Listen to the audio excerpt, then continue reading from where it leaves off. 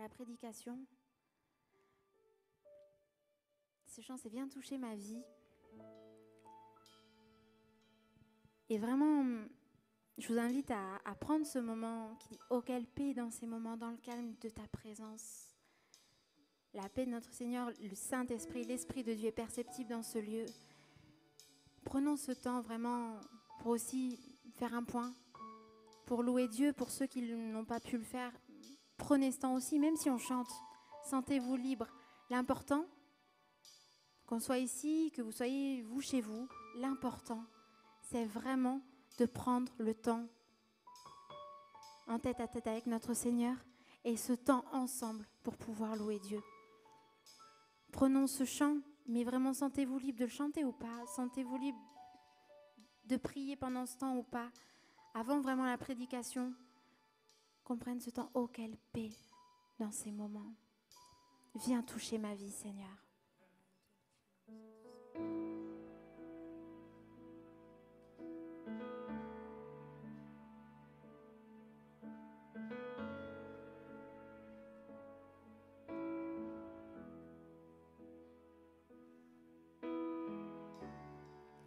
Oh, quelle paix dans ces moments, dans le calme de ta présence, quand le bruit faiblit et tu parles à mon âme.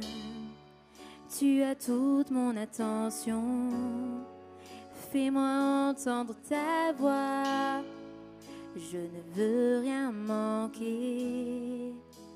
Seigneur, mon cœur désire plus de toi, mon cœur recherche ta face, alors je cède à toi.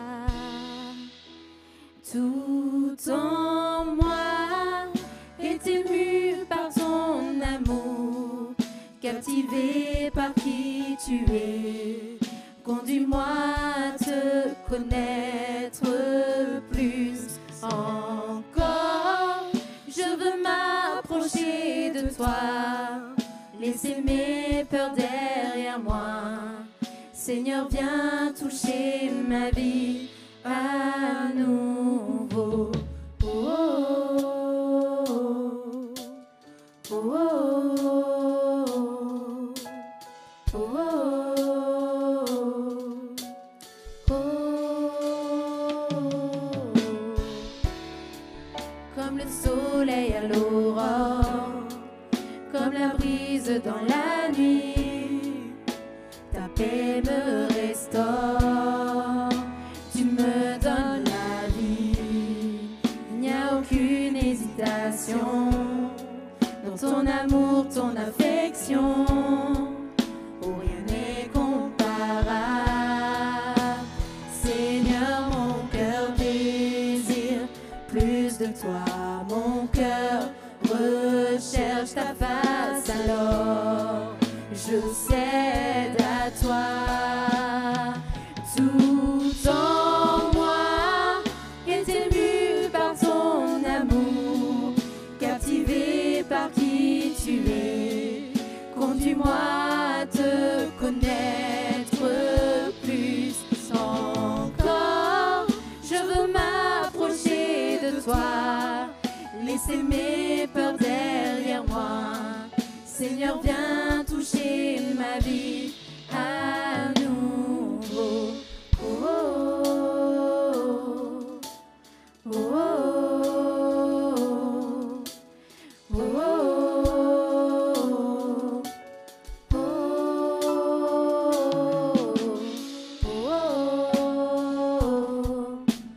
oh,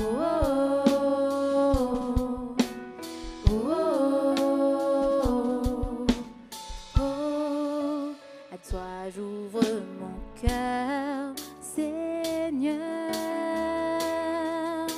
À toi j'ouvre mon cœur à jamais. Donc fais ce que toi seul sais faire. Oh Jésus, viens régner dans ma vie. À toi j'ouvre mon cœur, Seigneur.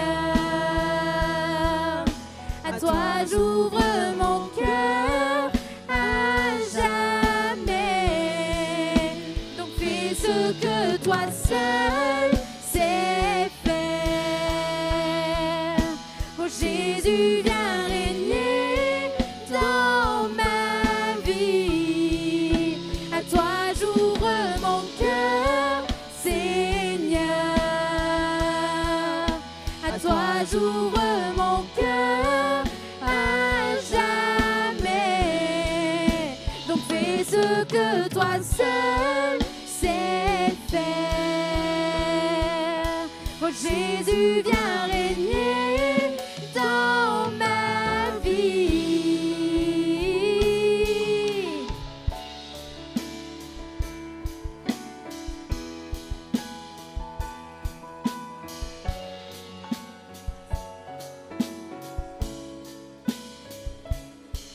La la la la la la la. La la la la la la la. La la la la la la la la. Tout en moi est ému par ton amour, captivé par qui tu es. Conduis-moi à te connaître plus encore. Je veux m'approcher de toi, laisser mes peurs derrière moi. Seigneur, viens toucher ma vie à nouveau.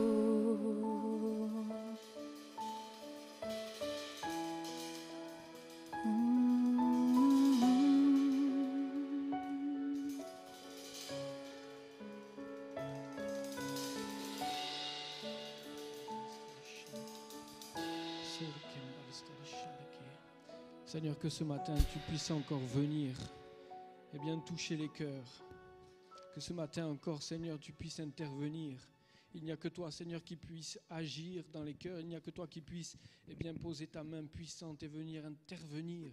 Il n'y a que toi qui peux faire les choses. Il n'y a que toi qui peux bien relever celui qui est attristé, qui est abattu. Il n'y a que toi qui peux guérir celui qui est malade. Il n'y a que toi, Seigneur, qui puisse intervenir dans le cœur des gens. Seigneur, nous prions, Seigneur, afin que cette matinée soit sous ton regard. Que, Seigneur Jésus, ton esprit soit au milieu de nous. Que ton esprit puisse parler au cœur, puisse convaincre, Seigneur. Que ton esprit puisse agir au milieu de ton Église. Nous prions, Seigneur, parce que nous avons besoin de ta grâce. Qui sommes-nous, Seigneur? Nous sommes des hommes, des pécheurs, Seigneur, devant toi, c'est vrai. Et nous implorons, Seigneur, encore ce matin, ton amour, ta miséricorde et ta grâce. Seigneur, viens bénir ton Église. Viens bénir, Seigneur, toutes personnes qui sont ici présentes, mais aussi celles qui nous regardent. Que ce matin, Jésus, ton esprit puisse toucher les cœurs, puisse venir percuter, parce que nous en avons besoin, Seigneur. Nous avons besoin, Seigneur, de ta grâce. Nous avons besoin, Seigneur, de ta paix. Sois béni, Jésus. Amen. Alléluia.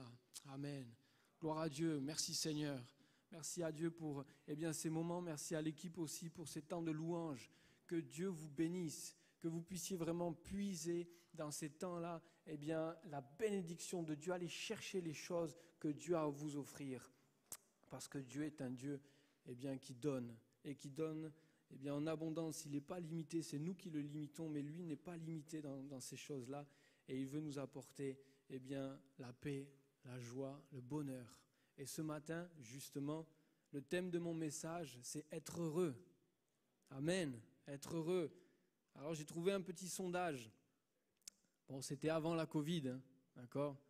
Avant la Covid, 75% des Français se déclaraient être heureux. Peut-être qu'il ne vaut mieux pas faire le sondage maintenant, attendre encore un petit peu. Mais en tout cas, le top 6 de ceux qui rendaient heureux les Français, je vais vous le partager, c'était la santé. 52% des Français étaient heureux parce qu'ils avaient la santé. 48% pour les enfants, parce qu'ils avaient donc des enfants. 45% parce qu'ils avaient de l'argent. Voilà, ils sont heureux parce qu'ils ont de l'argent, les moyens. 43% par rapport à leur relation avec leur époux ou épouse. 39% le sens de la vie. Bon, je n'arrive pas trop à comprendre là, le sens de la vie, peut-être parce qu'ils ont un sens, un but dans leur vie, je ne sais pas. 34% la sécurité. Bon, ça j'ai compris. Ils sont heureux parce qu'ils sont bien, ils sont en sécurité, ils se sentent bien. C'est une source qui vient de l'étude Ipsos Global Advisor, Index mondial du bonheur. Et nous, en tant que chrétiens, qu'est-ce qui nous rend heureux? Qu'est-ce qui nous rend heureux en tant que chrétiens? Eh bien, on va voir ce matin ensemble ce que la Bible nous dit. Savez-vous quel est le premier commandement?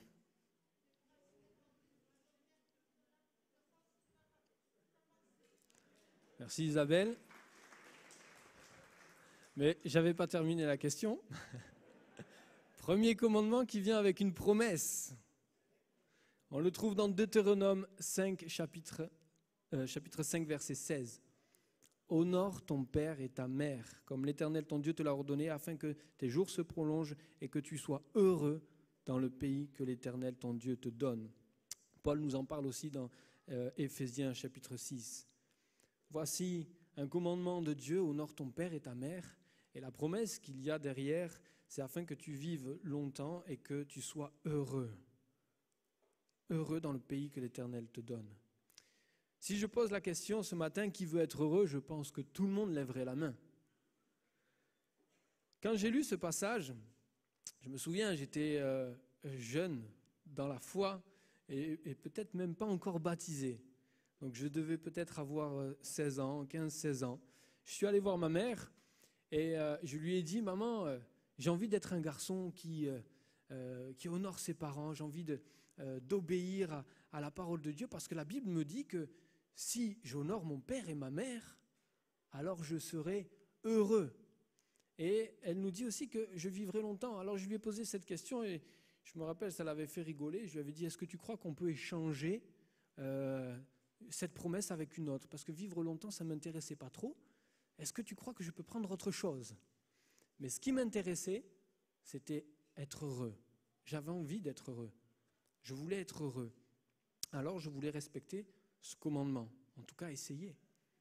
Vivre sur terre en étant heureux, est-ce que c'est possible? En tout cas, c'est quelque chose à laquelle nous aspirons tous. Pouvoir se lever le matin, être heureux, et pouvoir terminer notre journée en étant heureux. Mais il y a des choses qui peuvent venir troubler cet état.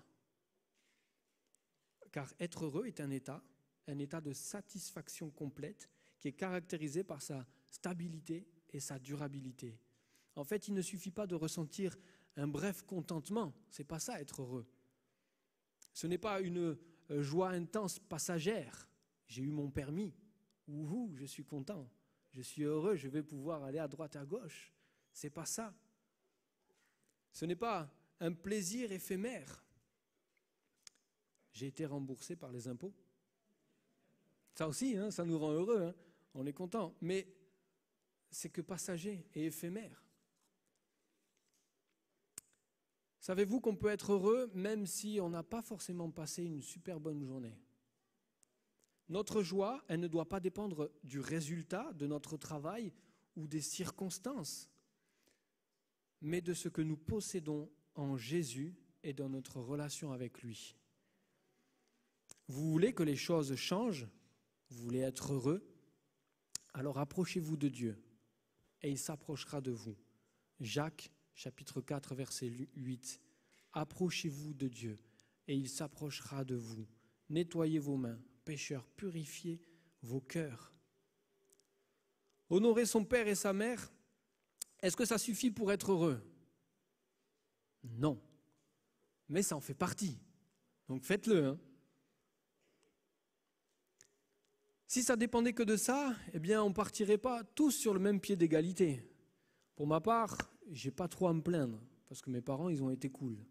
Voilà, donc d'honorer des parents qui sont cool avec vous, eh bien c'est plutôt simple, même si ça reste toujours des fois un petit peu, il y a des hauts et des bas, on va dire, mais ça reste plutôt simple comparé à des parents qui peuvent peut-être être plus durs.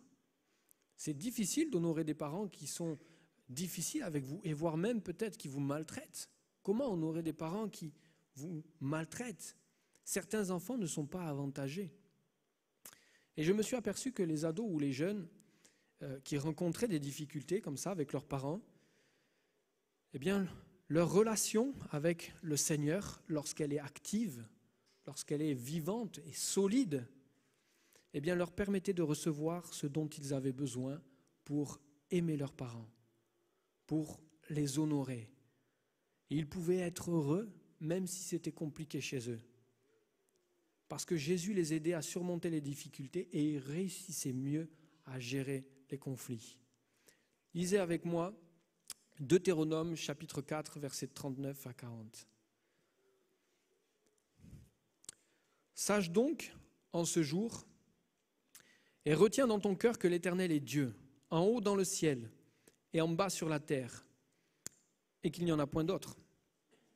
Et observe ces lois et ces commandements que je te prescris aujourd'hui, afin que tu sois heureux, toi et tes enfants, après toi, et que tu prolonges désormais tes jours dans le pays que l'Éternel, ton Dieu, te donne. Amen. La clé serait là. Il ne suffit pas, seulement d'honorer ses parents pour être heureux, mais d'observer et de mettre en pratique tous les commandements de Dieu. Le psaume 1 nous en parle aussi, et il nous dit « Heureux l'homme qui ne marche pas selon le conseil des méchants, qui ne s'arrête pas sur la voie des pécheurs, et qui ne s'assit pas en compagnie des moqueurs, mais qui trouve son plaisir dans la loi de l'Éternel, et qui la médite jour et nuit.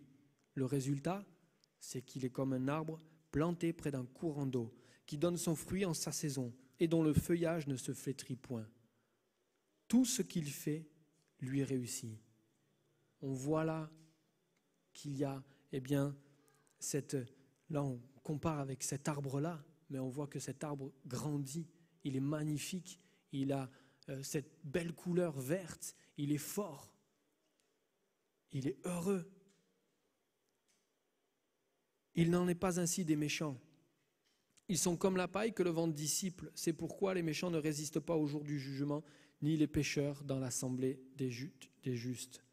Car l'Éternel connaît la voie des justes, et la voie des pécheurs mène à la ruine. Alors Seigneur, comment faire ?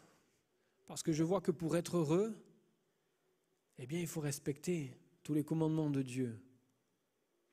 Mais, en tout cas, je parle pour moi, je ne sais pas vous, mais pour moi, il m'est impossible de réussir à respecter et à accomplir tous les commandements de Dieu à la lettre.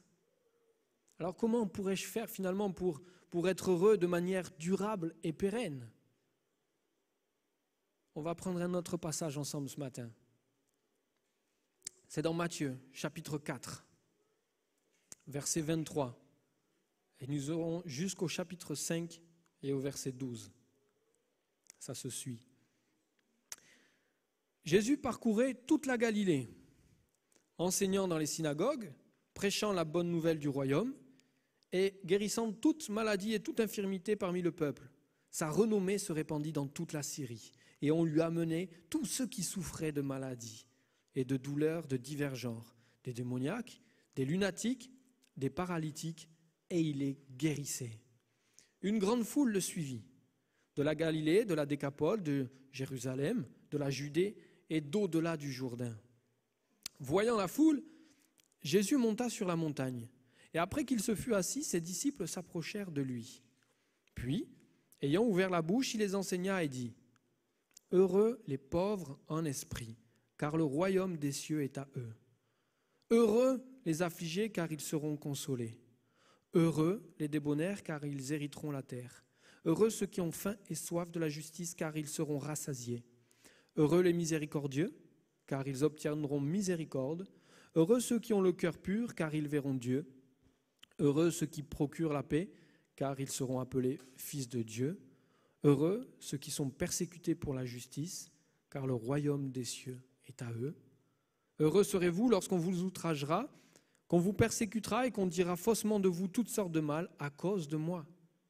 Réjouissez-vous et soyez dans l'allégresse, parce que votre récompense sera grande dans les cieux, car c'est ainsi qu'on a persécuté les prophètes qui ont été avant vous. » Cette scène se passe sur le mont des Béatitudes. qui est une colline qui est située au nord d'Israël, dans l'ancienne province de Galilée. Jésus a prononcé le sermon sur la montagne. C'était sa première prédication publique. Sans les réseaux sociaux, Jésus, lui, arrivait à attirer des gens de toutes parts, de la Galilée, de la Décapole, Jérusalem, et même au-delà du Jourdain. Pourquoi ? Parce que son message interpellait la foule. Il leur parlait du royaume des cieux. Il les invitait à y rentrer par la repentance et par la foi. Et il accomplissait toutes sortes de miracles. La foule qu'il y avait il y a 2000 ans est la même qu'il y a aujourd'hui. Parmi elles, plusieurs personnes se plaisent à écouter la parole de Dieu, d'être dans la présence de notre Seigneur, parce qu'ils s'y sentent bien, ils le suivent, ils le servent. Il y en a d'autres qui sont dans la souffrance, dans la maladie, dans l'attente. Peut-être même certains ne savent pas définir clairement leurs besoins. Ils espèrent peut-être que les choses vont changer parce qu'ils ne peuvent pas continuer de vivre de cette manière, mais ils ne savent pas comment faire. Ils ne savent pas définir les choses. Peut-être d'autres sont dans l'interrogation au sujet de Jésus. Est-il vraiment le Fils de Dieu ? Peut-il agir comme, on me l'a dit, comme je l'ai entendu ? Il y a différents types de personnes et de besoins, mais un seul message. Heureux. Heureux les pauvres en esprit, car le royaume des cieux est à eux. Alors que signifie les pauvres en esprit ? On sait que les pauvres, financièrement, c'est ceux qui manquent d'argent, ceux qui n'ont pas d'argent. Les pauvres en esprit ne sont pas ceux qui manquent d'esprit. Ce n'est pas ça du tout. Heureux les pauvres en esprit, cela signifie être humble. Heureux les humbles. Heureux ceux qui sont humbles, car le royaume des cieux est à eux. Pourquoi les humbles ? Parce que l'humilité nous permet d'être enseignés. Celui qui est humble, reconnaît qu'il ne sait pas tout. Celui qui aime reconnaît ses capacités, et je dirais même ses incapacités. La première intention de Jésus est de nous faire comprendre qu'il veut nous offrir le royaume des cieux. 1 Timothée 2,4 nous dit « Dieu veut que tous les hommes soient sauvés et parviennent à la connaissance de la vérité. » Dieu veut que tous les hommes soient sauvés. Et le message de Jésus nous montre clairement qu'il veut nous apporter quelque chose. Il veut nous faire comprendre quelque chose. Heureux les humbles, car le royaume des cieux est à eux. Être heureux, en fait, est le résultat de ce que Dieu veut nous offrir. Dieu veut nous offrir quelque chose. Et ce qu'il veut nous donner nous rendra véritablement heureux. Qui de nous ne voudrait pas être heureux ? Jésus lui apporte un enseignement particulier que nous n'avons pas l'habitude d'entendre et qui va poser pas mal de questions. Heureux les pauvres en esprit, car le royaume des cieux est à eux. Être humble, l'humilité, reconnaître que nous ne pouvons pas tout respecter et que nous avons besoin de sa grâce. On a besoin de la grâce de notre Seigneur. L'humilité va nous faire prendre conscience que nous sommes pécheurs et que nous devons demander pardon à Dieu. Pardon à Dieu pour nos péchés et quelquefois pardon aux hommes, à ceux qu'on a pu blesser. Éphésiens 2,8, c'est par la grâce que vous êtes sauvés, par le moyen de la foi. C'est par la grâce que vous êtes sauvés, par le moyen de la foi. Avez-vous de la foi ? Est-ce que ce matin, vous avez de la foi ? Jésus est celui qui fait naître la foi dans le cœur des gens. Comment il fait ? Il le fait à travers sa parole. Les gens qui parcouraient plusieurs kilomètres pour entendre parler Jésus, pour écouter son enseignement, si leur cœur était ouvert, ils ne pouvaient pas repartir comme ils étaient venus. Parce que son esprit faisait naître en eux la vie. Vendredi soir, nous avons eu un invité au groupe de jeunes qui nous a partagé ce verset que je vais vous lire. Je ne Je l'ai trouvé très intéressant. Dans Romains chapitre 4, verset 17, il nous dit « Je t'ai établi père d'un grand nombre de nations. Il est notre Père devant celui auquel il a cru, Dieu, qui donne la vie aux morts et qui appelle les choses qui ne sont point comme si elles étaient. » Croyez-vous que Dieu est capable de donner la vie où il n'y en a pas? Dieu appelle les choses qui ne sont point comme si elles étaient. Notre invité nous partageait une expérience qu'il a vécue dans son église après avoir discuté avec une femme qui ne pouvait pas avoir d'enfant. Eh bien, il lui a dit « Prépare la chambre, mets un lit, fais la peinture. » Une idée folle, mais cette femme a cru en Dieu. Et 4 mois plus tard, elle est tombée enceinte. Amen. Une expérience extraordinaire. Oui, Dieu appelle les choses qui ne sont point comme si elles étaient. Il nous faut de la foi, il nous faut croire en Dieu, il nous faut croire que Dieu est capable, parce que lui, il est capable. Dieu est capable. Dieu est capable. Qu'en est-il de notre foi? Peut-il nous aider? Oui, il peut nous aider. Le crois-tu? Hébreux 11. Or, la foi est une ferme assurance des choses qu'on espère, une démonstration de celles qu'on ne voit pas. Créer un poste de travail juste pour toi. Ce job ici dans cette ville, il n'existe pas. Ce travail ici, le travail que je fais dans une autre ville n'existe pas. Mais Dieu peut en créer un juste pour toi. Est-ce qu'on le croit? Est-ce qu'on croit que Dieu est capable de créer quelque chose qui n'existe pas et de le faire vivre juste pour nous? Romains 10, 17. Ainsi la foi vient de ce qu'on entend et ce qu'on entend vient de la parole de Christ. À l'écoute de l'évangile, des paroles prononcées par Jésus, eh bien la foi naissait dans le cœur de ceux qui désiraient le recevoir. Ainsi, les gens, eh bien, ils vivaient des choses extraordinaires. Leur cœur était transformé par la parole, ils acceptaient Jésus, ils le recevaient et ils recevaient aussi le royaume des cieux. Et ils étaient heureux. Les gens étaient percutés par son message et le Saint-Esprit était capable de donner la vie là où il n'y en avait pas. Jésus-Christ va nous dire dans Matthieu chapitre 5, ce que nous venons de lire, heureux, 8 fois, à 8 reprises, il va dire heureux. Alors nous n'aurons pas le temps ce matin de tous les voir, mais je voudrais prendre avec vous eh bien, ce que nous dit les 2 derniers. Le reste, je vous le laisserai étudier à la maison. Vous en profiterez pour passer du temps devant Dieu et rechercher les explications aussi, ce qu'il veut nous dire. Les 2 derniers sont heureux ceux qui sont persécutés pour la justice, car le royaume des cieux est à eux. Bizarre. Comment peut-on être heureux lorsqu'on est persécuté? Mais si on est persécuté par la justice, la Bible nous dit que nous serons heureux. Heureux serez-vous lorsqu'on vous outragera, qu'on vous persécutera et qu'on dira faussement de vous toutes sortes de mal à cause de moi, à cause de la parole, à cause de Jésus. Réjouissez-vous et soyez dans l'allégresse, parce que votre récompense sera grande dans les cieux. On peut être heureux même si on est persécuté. On peut être heureux même si on est persécuté pour la justice. Et d'ailleurs, pour vous le montrer, je vais prendre un passage de la Bible dans Actes 5, verset 40. Ayant appelé les apôtres, c'est-à-dire le Sanhédrin, le conseil, le tribunal, ils les firent battre de verges. Ils leur défendirent de parler au nom de Jésus, et ils les relâchèrent. Les apôtres se retirèrent de devant le Sanhédrin, joyeux d'avoir été jugés dignes de subir des outrages pour le nom de Jésus. 1 Pierre 3, 14. C'est Pierre qui parle. D'ailleurs, quand vous souffrirez pour la justice, vous seriez heureux.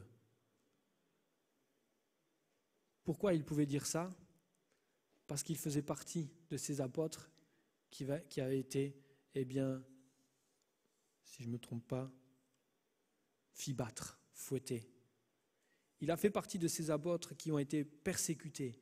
Et lui-même dira, quand même vous souffriez pour la justice, vous seriez heureux, parce qu'il a vécu les choses. Sa joie, sa joie elle ne dépend pas de quelque chose de matériel. Ça va bien au-delà. On peut souffrir et être heureux, car si nous souffrons pour la justice, eh bien on aura aussi cette satisfaction, on sera heureux parce que nous aurons accompli la volonté de Dieu. Dans Job 5, verset 17, encore une fois, il nous est dit « Heureux ». Heureux l'homme que Dieu châtie. Heureux l'homme que Dieu châtie. Ne méprise pas la colère du Tout-Puissant.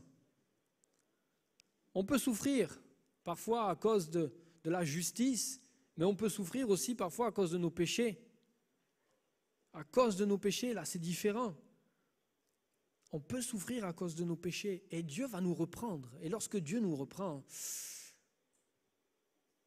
eh bien ça fait mal. Je sais que si quelqu'un vient me voir pour me dire que j'ai mal fait, que j'ai eu peut-être une parole maladroite ou j'ai peut-être blessé quelqu'un dans mon attitude, vous savez quel sentiment je vais avoir ? Je vais avoir ce sentiment de honte, ce sentiment de ne pas avoir été à la hauteur, d'avoir attristé une personne et par la même occasion le Saint-Esprit. Et pour sortir de là, pour sortir de cet état, eh bien, il faut pouvoir reconnaître ses erreurs, ses torts et s'excuser. Lorsqu'on fait ça, eh bien, Dieu nous aide et il nous sort eh bien, de cet état-là. Heureux l'homme que Dieu châtie. Si je me trompe, je préfère que Dieu me reprenne. Si je me trompe, je préfère que Dieu me le dise. Ça fait toujours mal d'être repris. Surtout quand il utilise, vous savez, certaines personnes pour nous le dire. Mais voyez-vous, vaut mieux être repris maintenant, sur terre, même si ce n'est pas agréable, et se repentir, changer de comportement, plutôt que Dieu se taise et nous laisse mourir dans notre péché, et après notre jugement terminer dans ce lieu où il y a des cris, des grincements de dents, comme la Bible nous le dit, un lieu de souffrance éternelle. Je préfère que Dieu me reprenne ici, même si ça fait mal. Et changer de comportement, changer d'attitude. Heureux l'homme que Dieu châtie. Parce qu'après, je sais que oui, il y aura cette joie. C'est difficile d'être heureux quand on est repris, mais sachez que derrière, il y a la bénédiction si on change de comportement et d'attitude. Un père qui aime ses enfants les corrige et les reprend. Il ne va pas les laisser faire n'importe quoi. Alors ce matin, que nous puissions être interpellés par son message, le message de notre Seigneur, le message de Jésus-Christ. Heureux les pauvres en esprit, heureux les humbles, car le royaume des cieux est à eux. Si je devais refaire peut-être le top 6 de ceux qui rend heureux les Français, eh bien moi je mettrais en numéro 1 le salut que Jésus m'a offert sur la croix. C'est ça qui me rend heureux. C'est ça qui doit nous permettre de vivre heureux. C'est ça qui doit nous permettre de se lever le matin et de se dire « Dieu m'accorde son salut. Je sais que Jésus-Christ a donné sa vie pour moi. Je sais que je suis sauvé.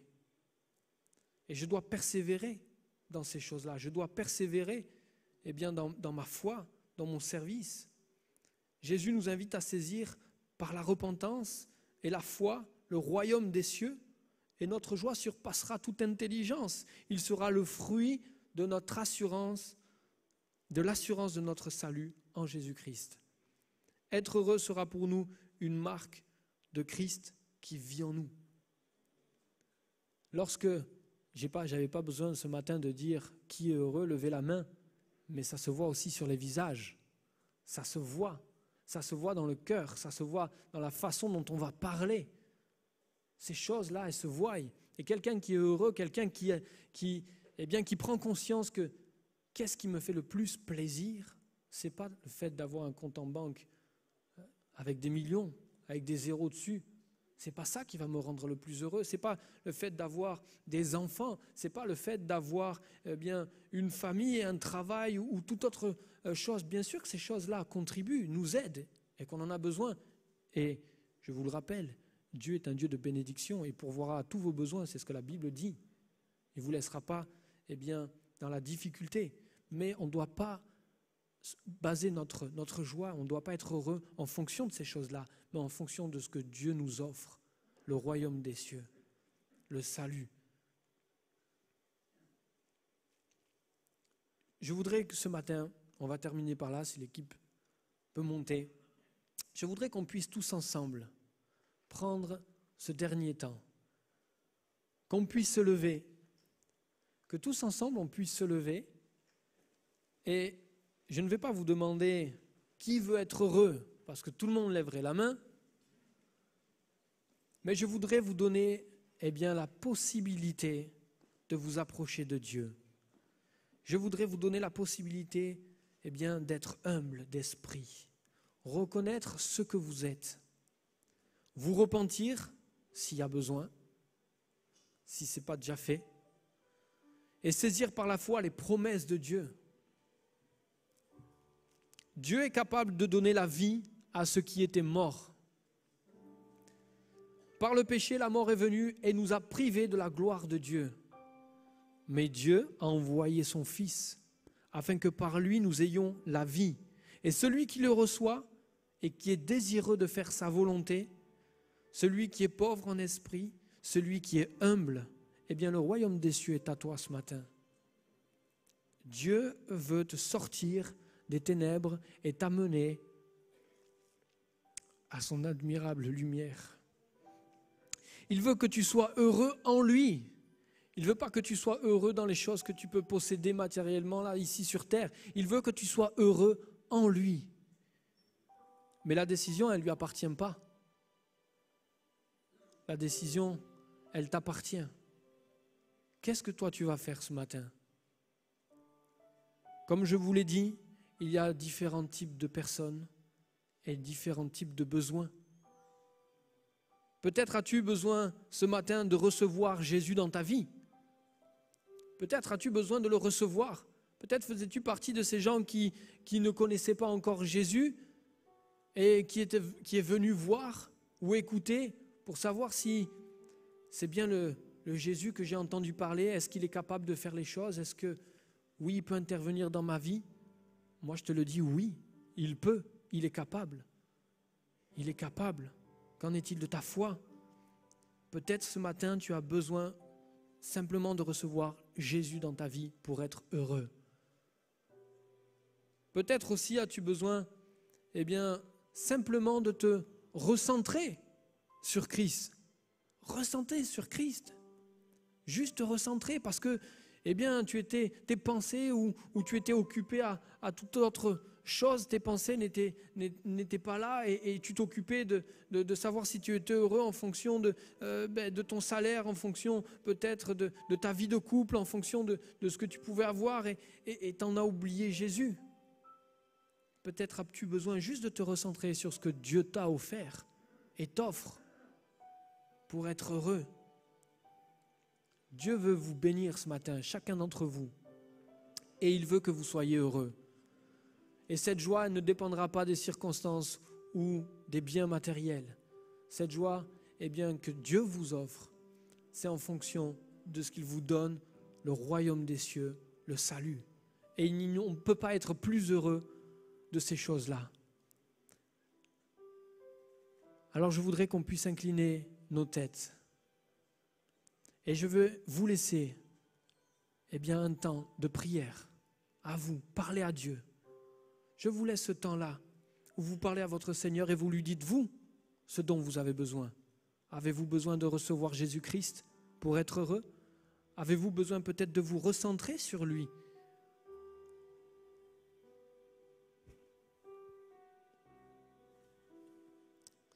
Seigneur, sois béni.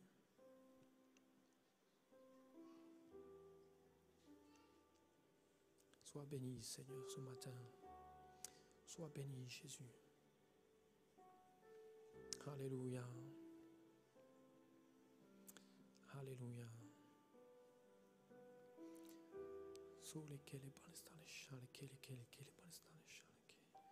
Seigneur, merci. Merci Jésus parce que tu nous attires à toi. Seigneur, merci parce que tu nous appelles. Merci Jésus parce que tu nous fais chaque jour comprendre que ta parole est pour nous une source de vie. Alléluia.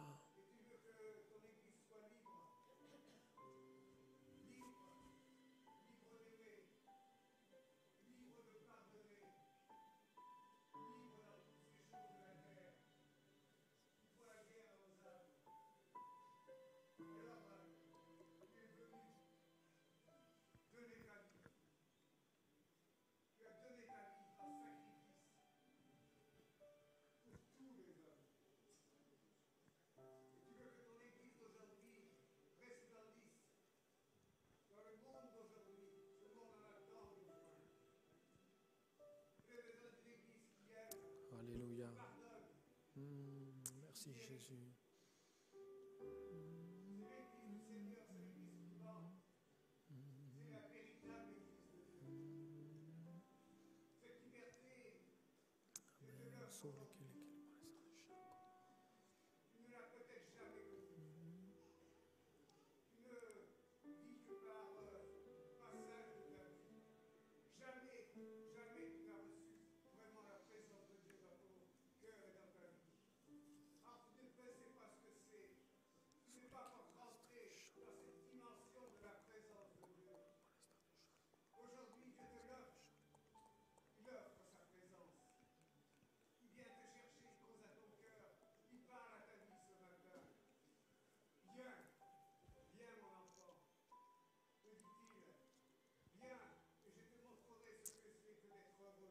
Amen.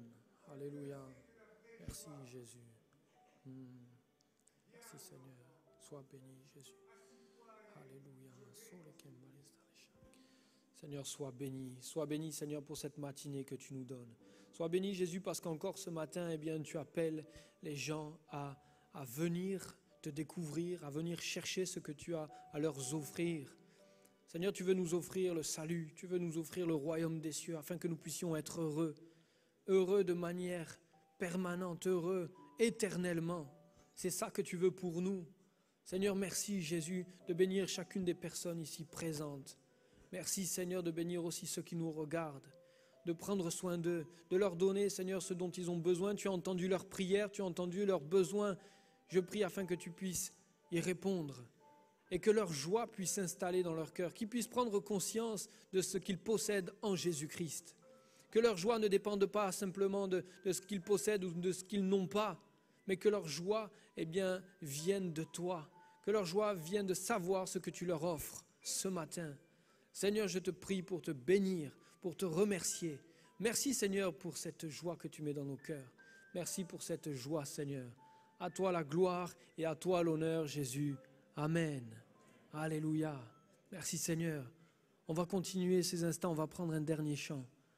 Après, je ferai les annonces. On va prendre ce chant pour que nous puissions le chanter ensemble dans la joie. Je laisse Mélodie faire parce que moi, je ne sais pas faire.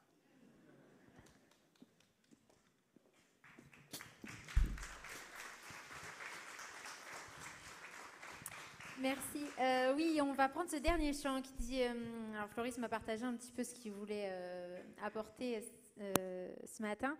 Il me dit... Alors voilà, trouve un chant. Alors de suite, celui qui s'est imposé à moi, du coup je vais vous inviter à vous lever pour ceux qui ne se sont pas encore levés, qui dit « Je suis dans la joie, une joie immense, je suis dans l'allégresse, car Yahweh m'a libéré. » Amen.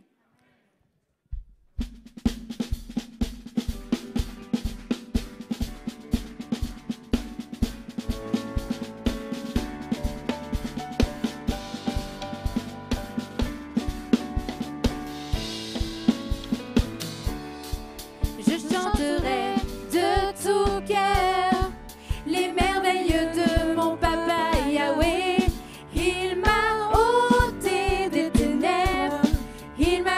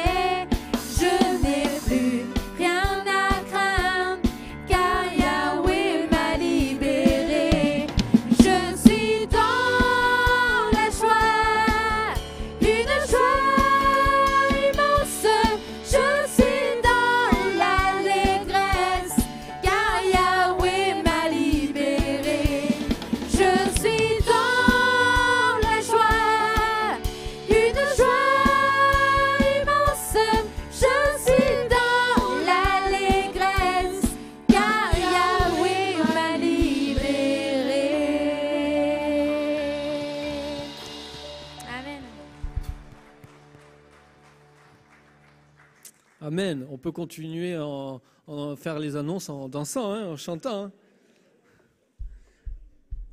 Voilà, juste on termine avec quelques annonces, les annonces classiques, et puis après il y aura une dernière information à vous communiquer. Alors, notre vie d'église, chaque dimanche matin, nous avons donc le culte à 10h30 qui est retransmis aussi sur Internet, sur YouTube, Facebook et aussi en audio sur SoundCloud. Au club des enfants, 10h30. Il me semble que dimanche prochain, il n'y a pas de club pour les enfants. Voilà, c'est ça. Ok. Il y a aussi nos réunions donc les mardis, tous les mardis, 20h, 21h. Donc on fait études bibliques interactives. Il y a aussi des temps de prière. On fait des réunions de prière le mardi soir. Et on a commencé à avoir un panel de réunions, un panel de choix, d'études. Donc je vous invite à venir.